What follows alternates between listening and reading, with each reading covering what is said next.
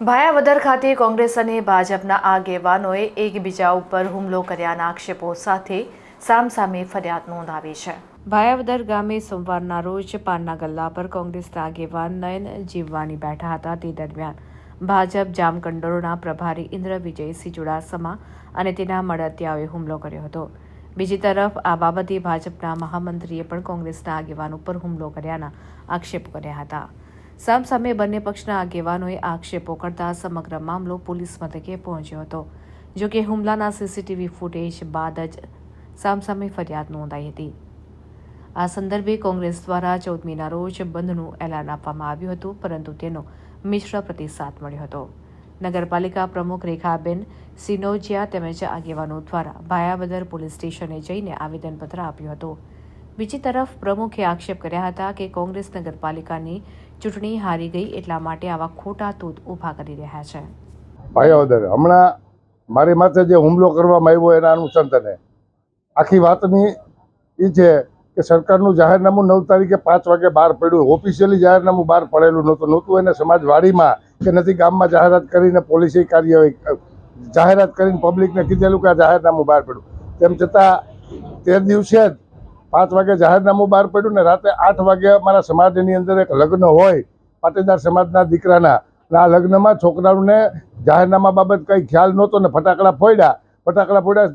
10 વાગે દિવસના પોલીસની જીપ પટેલ સેવા સમાજની અંદર આવી, પરણેતરા ચાલુ હતા, લગ્નની વિધિ ચાલુ હતી, ત્યારે આવી અને પોલીસે કહેલ કે ભાઈ ફટાકડા ફોડવાવાળાને હાજર કરો, અન્યથા અમારે બધાને હેરાન કરવા જોઈએ, મહેમાનને બધાનો હાયડો કરવો જોઈએ।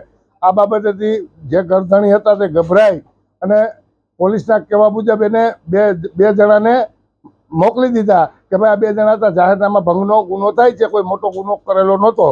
કારણ કે છોકરાઓને પણ ખ્યાલ નહોતો પ્રસંગની અંદર હોય અને હું જાહેરનામું ટીવીના માધ્યમથી કે સોશિયલ મીડિયાના માધ્યમથી જાહેરનામું બહાર પડે તો ખરેખર સરકારે કે પોલીસે જાહેરનામું બહાર પડ્યું હોય તો એની જાહેરાત પબ્લિકને કરવી જોઈએ। જે સમાજવાડીમાં પ્રસંગ હોય ત્યાં એને નોટિસ બોર્ડ ઉપર કે ત્યાં જઈને લેખિત એને આપવું જોઈએ, પણ આવી કોઈ કાર્યવાહી થયેલ નહોતી। તેમ છતાં છોકરા ઉપર ગુનો બન્યો અને આપણે છોકરાઓને હાજર પણ કરી દીધા ને જે છોકરા હતા નહીં, મહેમાનના છોકરાઓએ ફટાકડા ફોડેલા હતા એને મોકલ્યા। પણ આ ભાયાવદરનો કહેવાતો આગેવાન, જિલ્લા ભાજપનો આગેવાન, એ ભાઈને સત્તાનો મદ વાલી વખતે ઉપડે છે ને હોદ્દાની રૂએ એમાં નગરપાલિકા આવી એટલે થઈ ગયું એટલે પાવર કરે છે। ભૂતકાળમાં પણ જ્યારે પાટીદાર અનામત આંદોલન હતું ત્યારે નીતિન પટેલ વખતમાં પણ આ ગામને આ તોડકીઓએ બાનમાં લીધું હતું।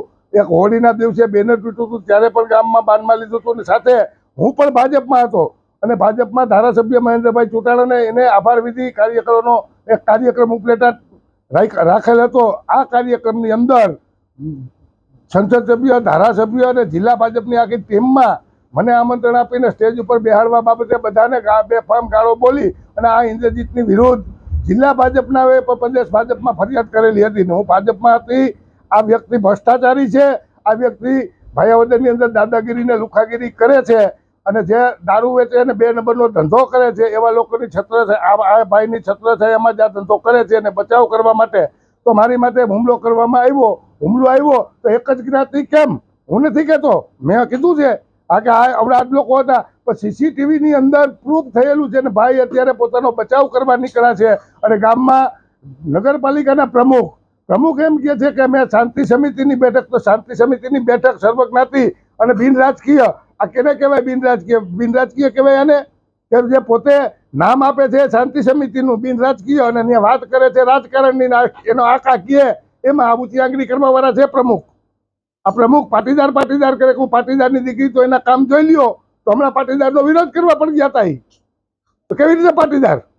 અને સાથે જે આગેવાનોને એમને બોલાવ્યા છે એ આગેવાનો તો માત્ર શાંતિ સમિતિ કે આ ગામના ઝઘડામાં પૂરું થઈ જાય કે ઝઘડો શાંત થઈ જાય અને શાંતિ સમિતિની બેઠક અને એમાંય નગરપાલિકાના પ્રમુખે બોલાવેલી બેઠકમાં ગયા હતા। જો એ લોકોએ આજ કરવું હતું, આજ રૂપ આપવું હતું ને રાજકારણની વાત કરવી હતી આ શાંતિ સમિતિની બેઠકમાં, એક વ્યક્તિ વિરુદ્ધ જ વાત કરવી હતી તો એને ભાજપના નામે બોલાવી હતી। શા માટે આ શાંતિ સમિતિના પ્રમુખનો ઉપયોગ કર્યો?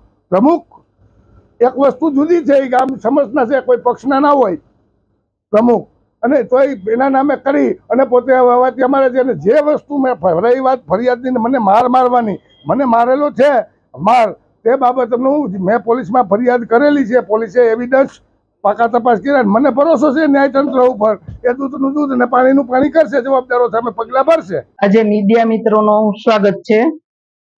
તો હું આજે મીડિયાના માધ્યમથી એટલું કહેવા માંગુ છું કે જે ભાયાવદરની અંદર જે આ બનાવ બન્યો છે એમાં નયનભાઈ જીવાણીનો અને હાર્દિકભાઈ રાવલનો પ્રશ્ન હતો. એમાં એ લોકોએ ખૂબ નયનભાઈ એને ખૂબ ચોરીને ચીકણું કર્યું છે કે ના મળતિયાઓ એને બધાએ મારી ઉપર હુમલો કર્યો છે. તો મારે એટલું જ કહેવાનું છે મીડિયાના માધ્યમથી કે જો ભાજપના મળતિયાઓએ તમારી ઉપર કર્યું હોય તો તમે તો ફેરવીને બધા મુદ્દા ઉપર આવ્યા છો. અને બીજું કે જે મેં શાંતિ સમિતિની બેઠક બોલાવી હતી એની અંદર 18 વરણનો અમને સાથ સહકાર ખૂબ મળ્યો છે. અને આજે પણ અમે પોલીસ સ્ટેશને બધા સમાજના આગેવાનો, બધા 18 વરણના જે પ્રમુખો અને એમના બધાનું આવેદન પત્ર હું પોલીસ સ્ટેશનને દેવા જવાની છું. અને હું પોલીસ સ્ટેશનને એટલું જ કહેવા પોલીસ મિત્રોને કહેવા માંગુ છું કે તમે આમાં કડક ને કડક તપાસ કરો એવી અમારી માંગ છે. આવેદન પત્ર દેવાનો મુખ્ય હેતુ છે? આવેદન પત્રનો દેવાનો મુખ્ય હેતુ એ છે કે જે ખોટે ખોટું નામ ઇન્દ્ર વિજયસિંહભાઈ નું એમાં સામેલ કર્યું છે તો એમનું કારણ હું અમે એ જાણવા માંગીએ છીએ. ઇન્દ્રજીતભાઈ તો ત્યાં સ્થળ પર હાજર પછી પહોંચ્યા હતા, એ હતા જ નહીં તો આ નયનભાઈ જીવાણી ગોળ કરીને એને ક્યાંથી ક્યાં મુદ્દો લઈ ગયા છે એ અમારે જાણવું છે. કોંગ્રેસના આગેવાન નયનભાઈ જીવાણીએ મને ધાક ધમકી આપેલ હતી એક નહીં જીવી બાબતમાં.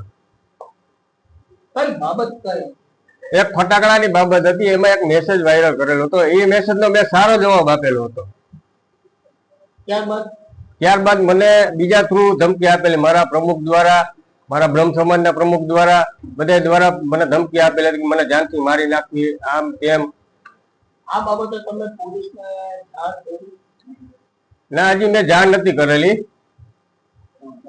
પણ હું એવું વિચારતો હતો કે ભાઈ હજી કઈ મને કઈ એવું હોય તો હું તો બધાનું શાંતિથી વાતાવરણ બનાવવા માંગતો હતો. ત્યારબાદ રાતે હું નીકળો ગામમાં ત્યારે મને એને ગાળો આપી, મને જાનથી મારી નાખવાની ધમકી આપેલી હતી. તે બાબતે મેં પોલીસ ફરિયાદ કરેલી છે. મને મારેલો પણ છે. મારી માંગણી એ ભાઈની કડક થી કડક સજા થવી જોઈએ. અને આ જે જ્ઞાતિ વિરુદ્ધ કઈ ઉકસાવાના ધંધા કરે છે એ ખોટું છે બધું. ક્ષત્રિય સમાજના ભાયાવદરના પ્રમુખ અને જામકંડોરણા તાલુકા ભાજપના પ્રભારી. હાલ જે રીતે અત્યારે ભાયાવદરમાં ભાજપ અને કોંગ્રેસ વચ્ચે જે ઘર્ષણ ચાલી રહ્યું, આ સમગ્ર ઘટનાક્રમ શું છે અને જે સામસામી ફરિયાદ નોંધાણી છે તેમાં તમારું શું કહેવાનું? હકીકત તો એવી છે કે નયનભાઈ અત્યારે જે કંઈ વાત કરે છે એ મને મીડિયાના માધ્યમથી જે જાણવા મળ્યું છે અને પોલીસ સ્ટેશને જે મારી ઉપર ફરિયાદ થઈ છે એના ઉપરથી જાણવા મળ્યું છે કે 2 ઘટના બની. એક ઘટનાની વાત કરે છે કે પટેલ સમાજમાં લગ્ન હતા અને જાહેરનામાનો ભંગ થયો. તો પહેલા તો મારે એ કહેવાનું છે કે પટેલ સમાજમાં કેના લગ્ન હતા, જાહેરનામાનો ભંગ થયો, એ જ્યારે પેપરમાં આવ્યું ત્યારે મને ખબર પડી. ત્યાં સુધી મને કશી જ ખબર નથી. એ મેં હમણાં 18 વર્ષની પટેલ સમાજની આગેવાનીમાં મીટિંગ મળી હતી ત્યારે મેં સ્પષ્ટતા કરી મારો મોબાઈલ જે પંચને જોતો એને આપી દઉં, મારે કશું જ સંબંધ નથી. બીજી ઘટના બની એમાં હાર્દિકભાઈ રાવલને છેલ્લા 24 કલાકથી કાંઈક નયનભાઈ ધમકી આપતા હતા, તું મીડિયામાં કાંઈ મેસેજ ના નાખતો, જાહેરમાં માફી માંગીને નકર હું ટાંગા ભાંગી નાખી. એ પ્રશ્ન એ બેનો હતો. અને તેમાં તે જ રાત્રે નયનભાઈએ કાંઈ હાર્દિકભાઈને ગાળો બાળો કાઢી ઝાપટ બાપટ મારીને કાંઈક પ્રશ્ન બન્યો. અને એના અનુસંધાને જે કાંઈ બનાવ ત્યાં નવા બસ સ્ટેન્ડે બન્યો અને એને નયનભાઈએ મારી મચોડી ફેરવી અને પોલીસ સ્ટેશને એવી ફરિયાદ કરી કે આમાં ઇન્દ્ર વિજયસિંહ, એના ભાઈ, એના કુટુંબી અને ક્ષત્રિય સમાજના લોકોએ મારી ઉપર હુમલો કર્યો. તો સીસીટીવી ફૂટેજ છે, મારો તો એમાં કોઈ રોલ નથી.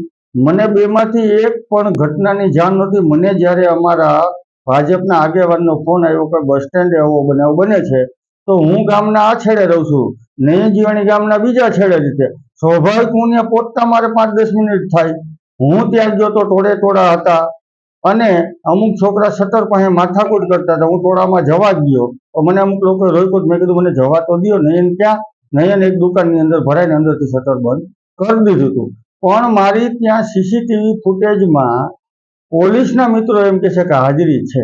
તો ભાજપના આગેવાન ઉપર હુમલો થાય અને મને કોઈનો ફોન આવે ને હું પાછળથી ત્યાં પહોંચું અને સીસીટીવી મારી હાજરી હોય તો હું કંઈ ગુનેગાર થઈ જતો નથી. હું ચેલેન્જ સાથે કહું છું. મેં નયન જયવાણીને કશું કીધું હોય, હું એને અડ્યો પણ હોય અથવા મેં એનો ચહેરો પણ જોયો હોય તો પણ મને જે કાંઈ સજા મળે એ સજા હું સ્વીકારવા તૈયાર છું. પણ નયનભાઈ જીવાણીને જે 2 મુદ્દા છે એ મુદ્દાને ડાયવર્ટ કરી અને પાટીદાર વર્સિસ ક્ષત્રિય કરી અને પોતાને રાજકીય લાભ લેવો છે એવું મને લાગે છે. હું એકાદ 2 દાખલા આપને આપું તો ભૂતકાળની અંદર સોશિયલ મીડિયામાં ઘણા બધા એવા વિડીયો વાયરલ થયા કે નાના રેકડીવાળા હોય તો એમને નશાની હાલતમાં દબાવવા, કોઈ સજ્જન માણસના ઘરમાં નશાની હાલતમાં ઘૂસી જવું, કોઈ એમની પાસે પૈસા માંગતા હોય તો ન આપવા, નાના સમાજનાનું અપમાન કરવું, લાફો મારી લેવો અને પટેલ સમાજના સજ્જન માણસો વિરુદ્ધ બેફામ બોલેલો એવું ભૂતકાળમાં કરે છે. આવી પ્રવૃત્તિ પોતે કરે છે અને પાછી ઓલી કહેવત જેવું કહ્યું કે ઉલટા ચોર કોટવાલ કો દાંતે. કારણ કે પોતાનું છેલ્લા 25 વર્ષનું જાહેર જીવન જોવો, એનો 25 વર્ષનો રેકર્ડ જોવો અને મારો 25 વર્ષનો રેકર્ડ જોવો. એટલે મીડિયાના મિત્રો અને પોલીસના મિત્રોને અને ગામ લોકોને મારી એ વિનંતી છે કે આના માટે છેલ્લા 25 વર્ષના બેયના જીવનના રેકોર્ડ જોવા જોઈએ. મારા 7 પેઢીમાં કોઈ વિરુદ્ધ એક સામાન્ય અરજી પણ નથી. મેં કોઈ દી કોઈ તુકારો પણ દીધો નથી ને આ પ્રકરણમાં હું ક્યાંય હતો નહીં. છતાં પણ આ ગોંડલનો મેં તમને કીધું આવો બધો ઉલ્લેખ કરી અને લોકોને ઉશ્કેરવા છે અને એનો ભૂતકાળ જ બધું કે છે. એની ઉપર ઘણા પોલીસ કેસ પણ છે. પણ એને પોતાના રાજકીય રોટલા શેકવા માટે આ બધું કરે છે. કારણ કે તાજેતરમાં જ હમણાં જે ચૂંટણી હારી ગઈ છે એ મૂળ મુદ્દો છે, એ એમનાથી પચતું નથી. અને મારે આ મીડિયાના માધ્યમથી એટલું ખાસ કહેવું કે ગામની અંદર 18 વર્ષ હંપી લેતો હોય એને આ તો પાટીદાર સમાજનું મોટી વસ્તીવાળું ગામ છે તો મોટી જેમની વસ્તી હોય એ તો નાની વસ્તીવાળાનું ધ્યાન રાખે, પ્રેમ આપે અને ભાઈઓદર પટેલ સમાજ આ કરે છે. પણ આ એકમાત્ર જે પોતાનું વ્યક્તિગત સ્વાર્થ આવે ત્યારે બધાને દબાવવાના અને એનો કોઈ પ્રતિકાર કરે તો સમાજ કરી અને સમાજને ગુમરાહ કરે છે.